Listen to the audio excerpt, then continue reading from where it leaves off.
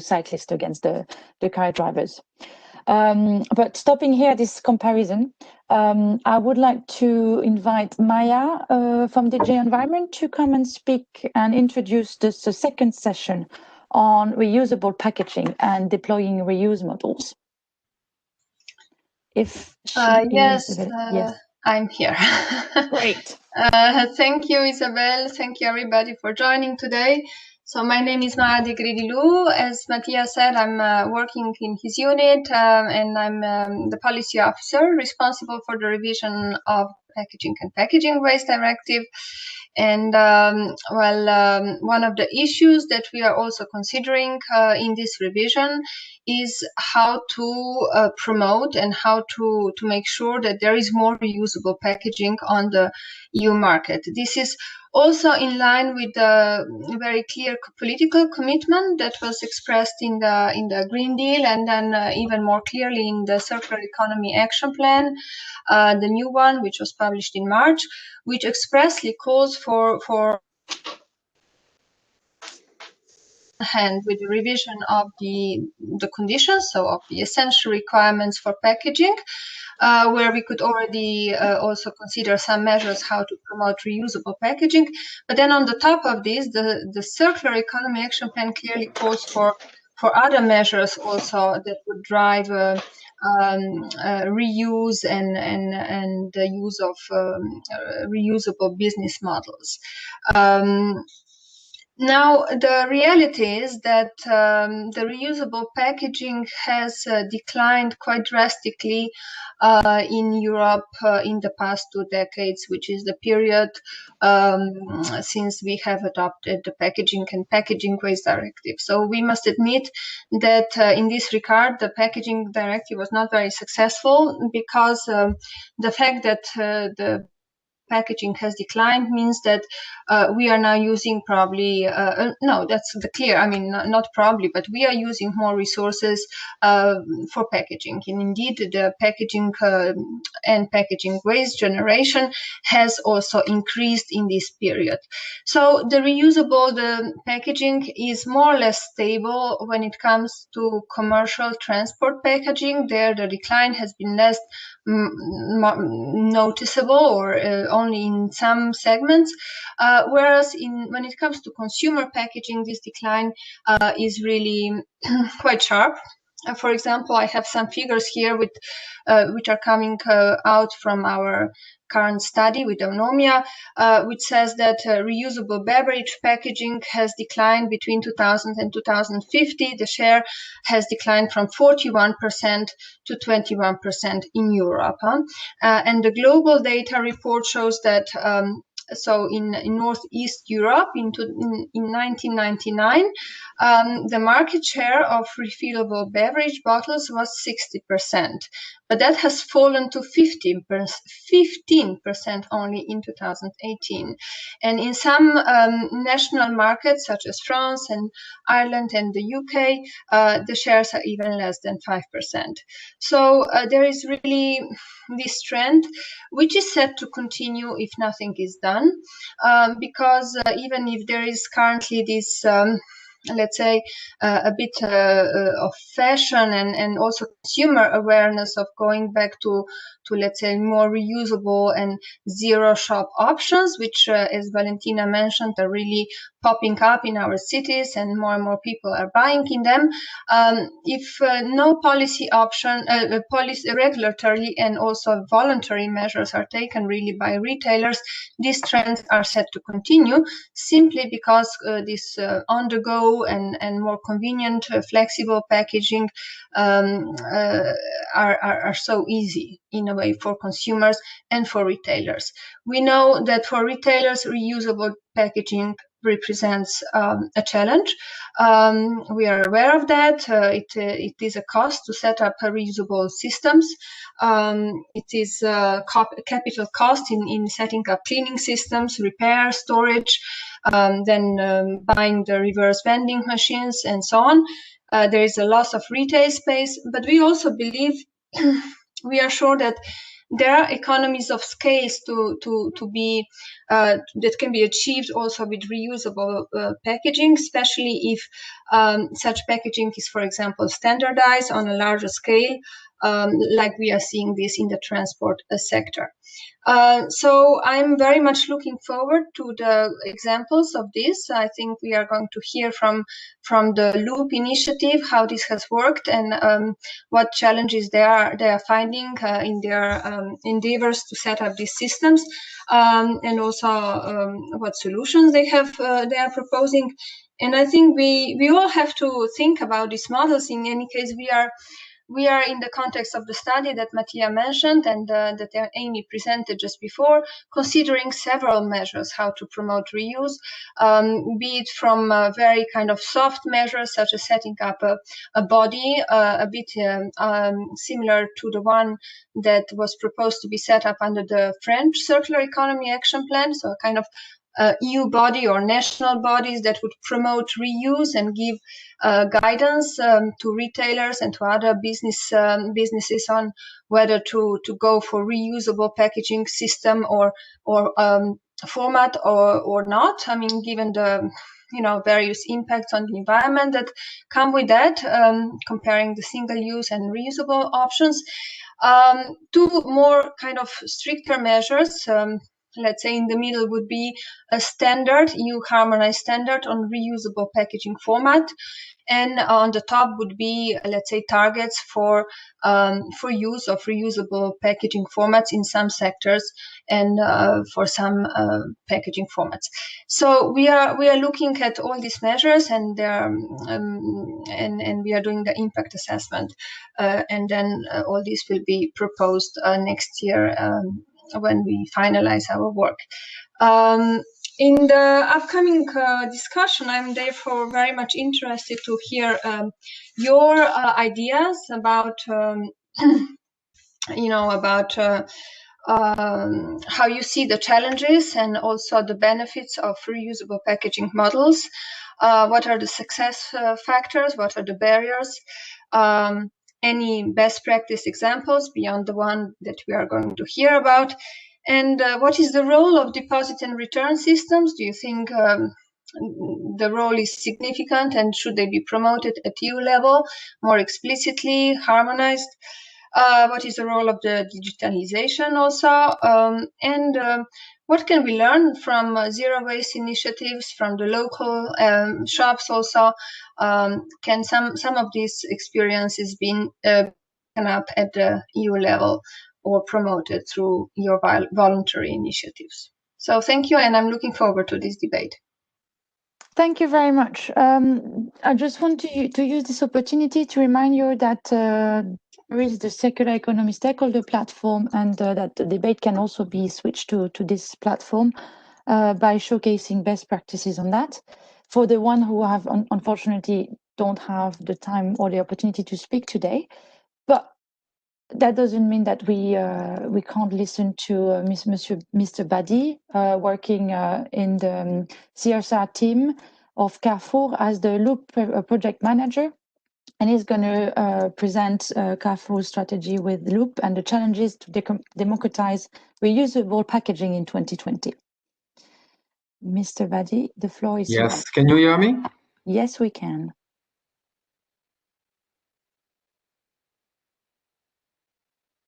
Maya as well for saying a few words on the upcoming policy and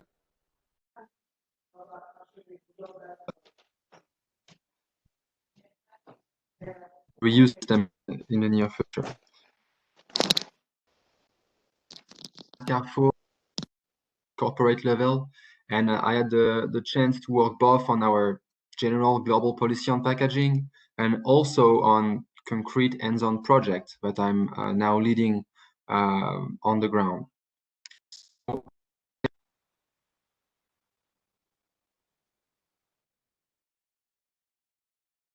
Started to us by a company that is called TerraCycle. So I will try to start my presentation, and I just really want this intervention to be an open discussion, so I'm open.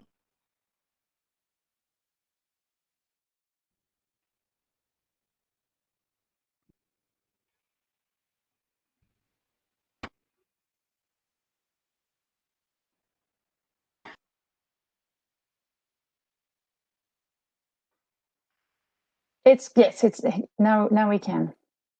So you can go. Okay, thank you. So yeah, just to recall view of what we do on packaging, being a major retailer. We have two main commitments that involve all of the amount of packaging we use by 5% between 2022 and 2017. And the second one, which is more recent, relies more on improving recyclability and reusability of our packaging, basically to work on end of life. I do agree with what I've been said before. Today, the stress has to be put on waste prevention, on reducing the amount of packaging we use.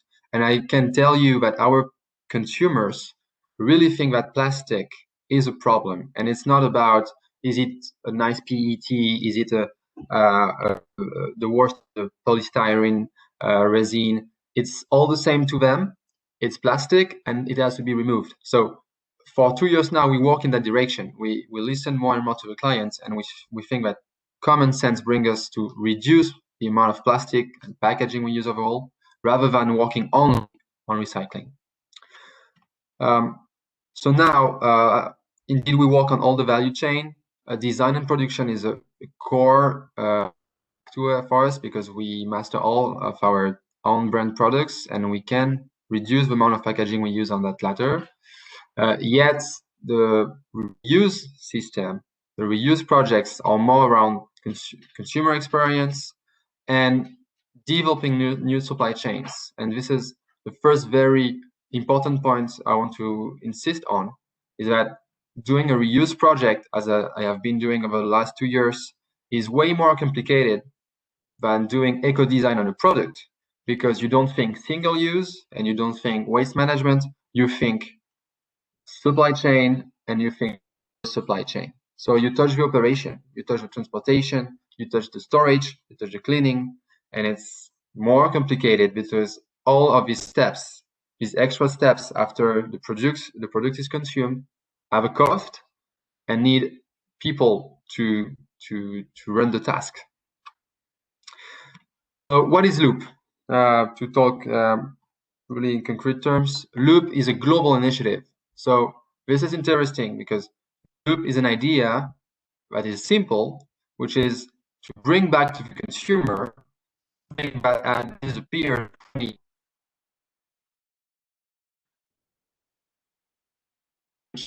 A deposit system,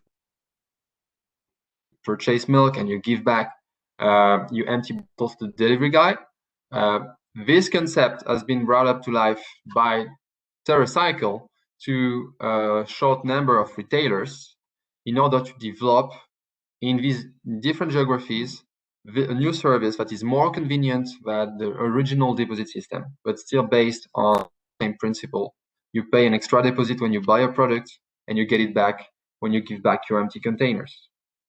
So as Carrefour, we have been one of the first retailers to implement this project, each retailer being focused on one geography. So we are Carrefour in France. There is also Tesco in London, obviously Woolworths in the US, Loblaw in Canada. An interesting point is that we share with other retailers our feedbacks on this project and the way it evolves over time. So this project, oh, I'm sorry, I think maybe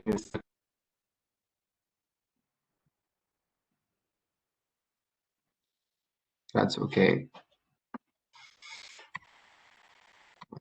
Yeah, so it's very important is the point that it's a tripartite project between an integrator, a facilitator, which is Loop, and this follows the idea of reusing containers and who helps brands to convert from single use to reuse.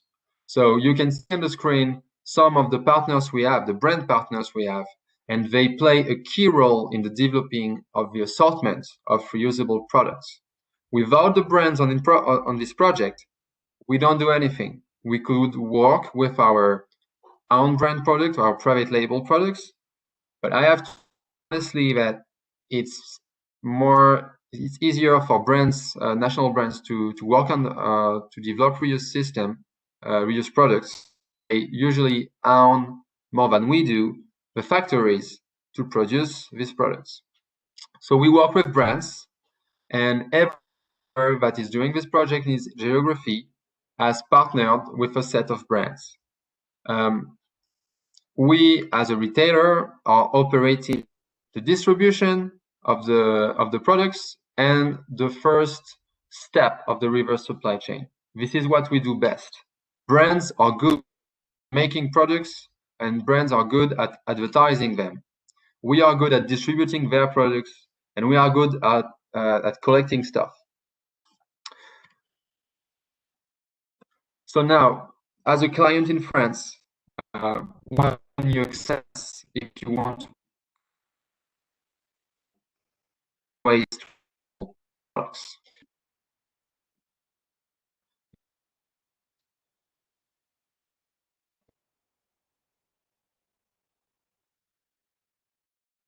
Is habitated by 20 million people. It's 1/3 of the French population. And we had an existing service in this area, which is home delivery shopping. So basically, as you can purchase any food product you wish on Carrefour.fr, and you are delivered at your house by a delivery company. This is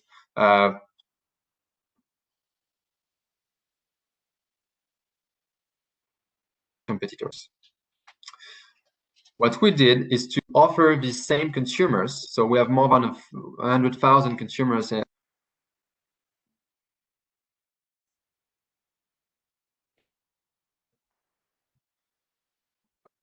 One example, the first step is to order online. When you order online, you can see that you can opt for reusable products, and when each time you will click on one product and order it, you pay an extra deposit that is equivalent to the value of the container. So one interesting aspect is that on this project, we do rely on deposits, and the consumer into bringing back this packaging that usually has more value than a single-use packaging. This is all the difficulty.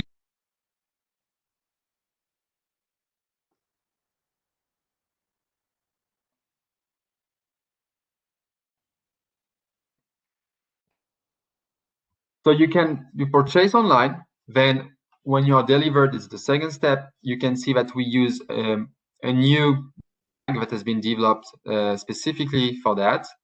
And this bag replaces the trash bin, basically. So whenever you have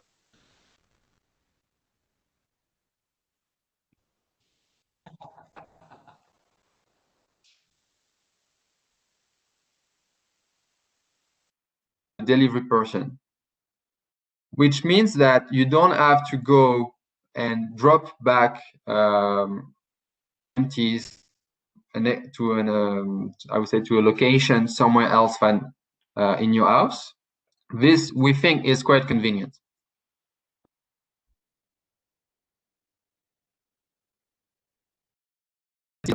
When the delivery guy collects bag from you, he will scan a unique QR code that will help us track the bag all along the reverse process by the service, where we do the picking of the purchases.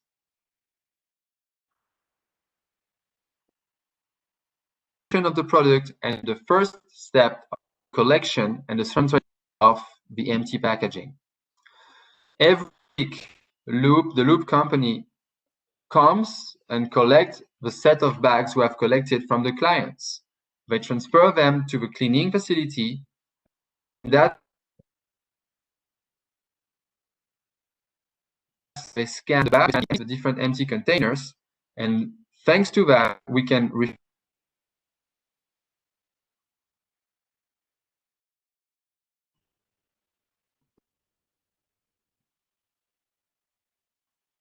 and the action of refund.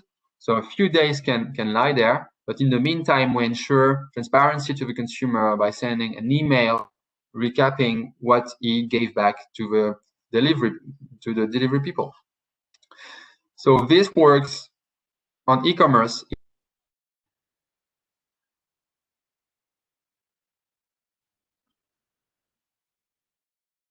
Much as possible the clients, so the end use and deposit.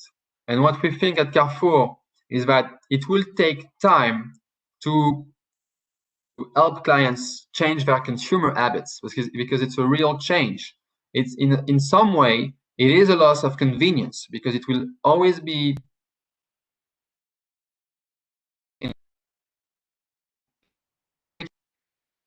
and we're done with it. Extra care to bring to your container. The rules of this project. What we see is whenever we have a client that converts to reuse, he will buy back. And this is an important step for us, an important point, sorry, because it's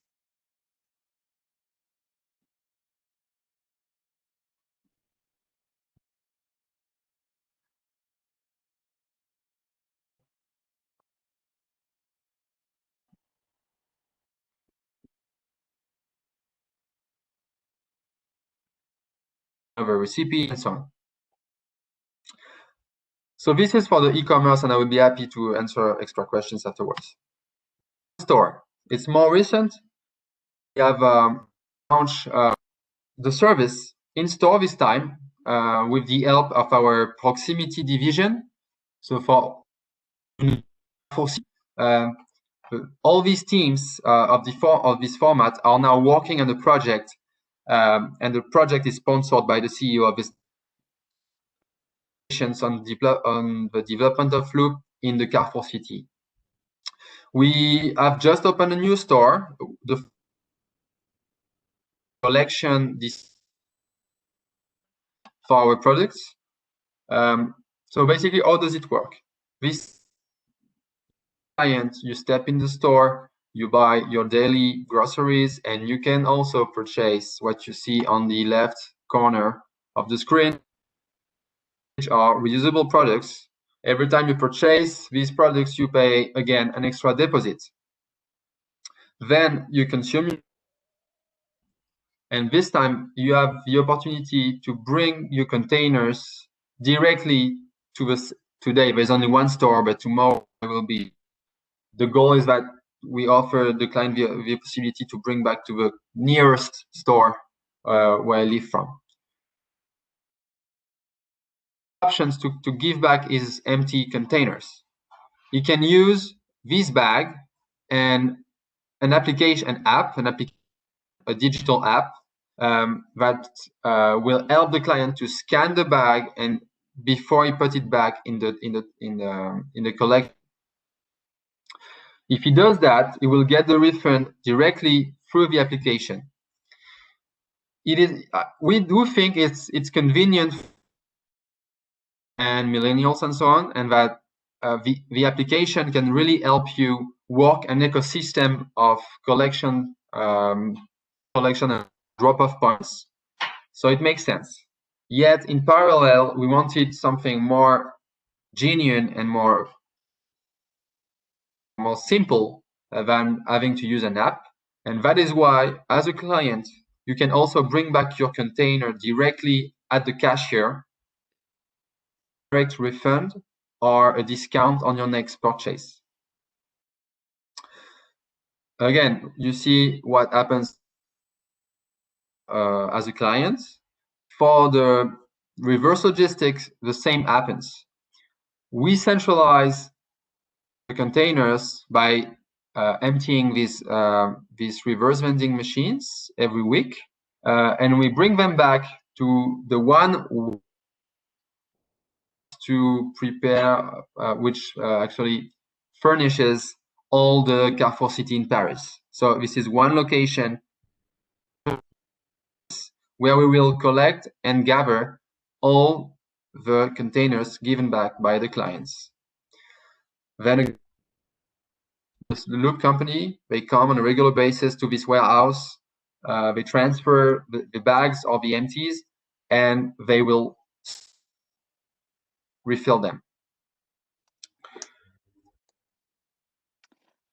Maybe a few words to conclude, because I can see a lot of questions. So I think I would like to let I hope an extra 2 minutes to highlight the challenges. Great. I know you're.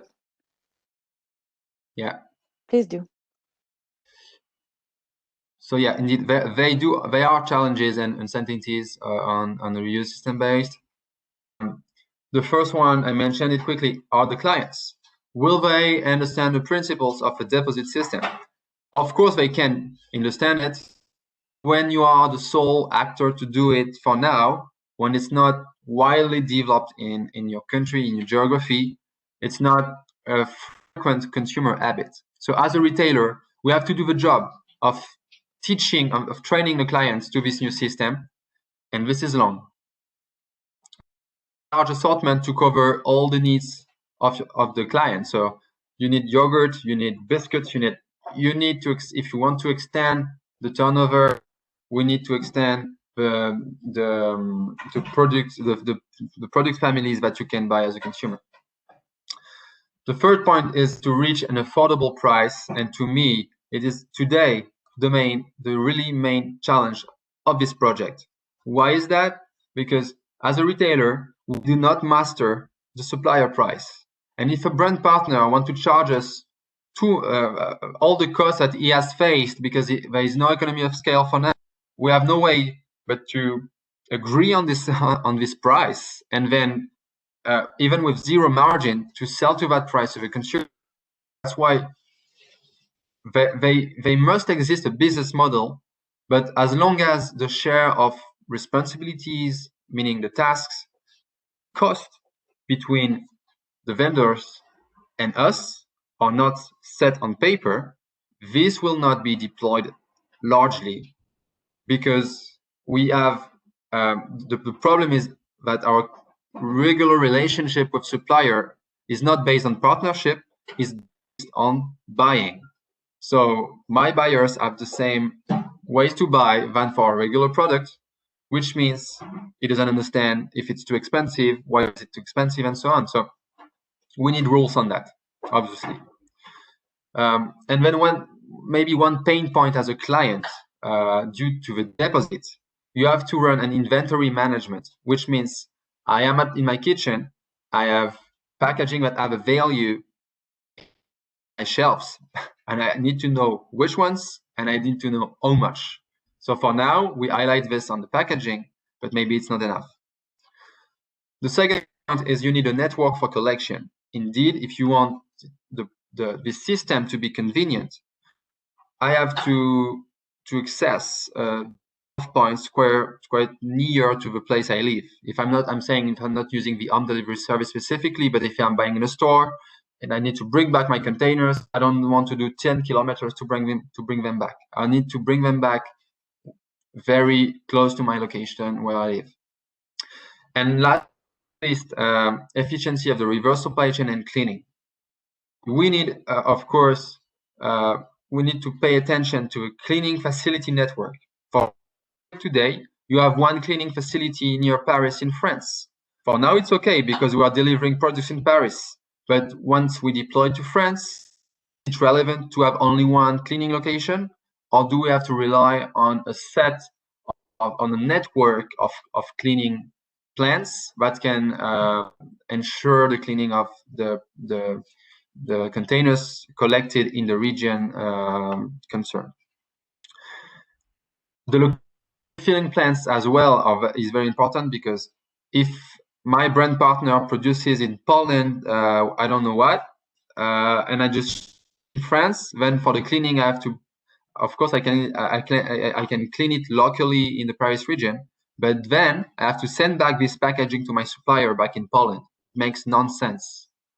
That is why also, and this is clearly a liability of this project, and I admit it, we need to work on packaging standardization, not only technically speaking, I mean not only about the material, about the shape and so on, but also agreeing to develop common packaging for different brands. Why is that? Tomorrow you have only one box available for biscuits. You can distribute one box in one region in the south of France, for instance, and which is, for instance, a Milka box. You can clean that box and then send it back not to Milka, but you can send it to the nearest biscuits producer in the region. And this is achievable by doing packaging that actually is not branded. It's white packaging. I don't know the English term, but it's basically the skeleton of your packaging has to be really standard and homogeneous, and the look and feel has to be worked on through washable inks or removable labels and so on. For in doing so, I think we will reach an efficient reverse supply chain and inbound supply chain. For listening, I was a bit long, and I'm happy to answer questions, obviously. You were enthusiastic. That's different. Thank you. Well, I mean, so there are quite a lot of parallel discussion and questions happening on the chat. I would like to ask people to prefer raising their hands. So while you're doing it, I have collected some questions that I think are broader to what you can give as an answer. But there's been the questions about choice and the possibility of having a mix of non-reusable and reusable packaging in your Loop deliveries, which I think is, from what I understood, not necessarily being discussed now, but it's more possible if you do it in store. And a second question's been if you had some first conclusion, but because it's been installed as of July, I think maybe the first conclusion are just a bit, it might be a bit too short now. And there has been quite extensive discussion about life cycle analysis of whether there are some first vision about whether it produces less or more carbon to include transport into that. But I think it's more a question that we should ask to experts. And what I've seen on the chat is that mainly it's a question to be continued. Yes. Yeah. So to answer the first question, which was about as a shopper, can I mix regular grocery shopping with reusable packaging? And it is, I was not clear, I'm sorry, but it is actually the case for both streams, for e-commerce and store. If you are on your e-commerce platform, and this is an asset of the service, I think. I'm a regular consumer. I've never heard about deposit or reuse system. If you're on Carrefour.fr and you fall by the advertising of this system, you can, in the same purchasing path, add on some reusable products, and you will receive at your house, on your doorstep, both conventional products and reusable products, which is great because in the beginning we don't cover all the needs of the clients. Yeah. And on the second question, which is on the life cycle analysis, Loop is, as I said, is the Loop company is so Loop. Sorry, just to explain and clarify, Loop is a company, and it's equivalent to TerraCycle, the American company. So they created Loop just to have this name. So it's but behind Loop is TerraCycle. TerraCycle has done 2 life cycle analysis already. One was very theoretical, and the second one embedded the parameters of our current supply chains. I'm sorry, I don't recall the exact figures, but what I know is I think after 7 cycles made by the product, by the container, you reach, in terms of carbon footprint, which is the most challenging criteria of the comparison with single use, in terms of carbon footprints, you get better after 7 uses of the same packaging. Why is that? Because a lot of the energy spent in the full life cycle of the product is to actually craft the original packaging. Producing a glass jar demands a lot of energy. Recycling it is not neutral neither. And when you see the supply chains of recycling, it's worldwide. It can go around the world before coming back to your location. In regards of that, there is something true, but when you have a batch of recyclate, it's very dense, it's very compact. The problem is when you travel containers, you travel empty. So to solve this emptiness, we need to develop standards and standardize pots, boxes, and these pots, which is not the case of the bottles, but boxes and pots can be pileable, can be breakable. In that way, we can save space, I do think. So you improve the logistics so that it's easier to improve the logistics and also pick the right partners, because the best way to start a reuse project, I think, is it's a region-based.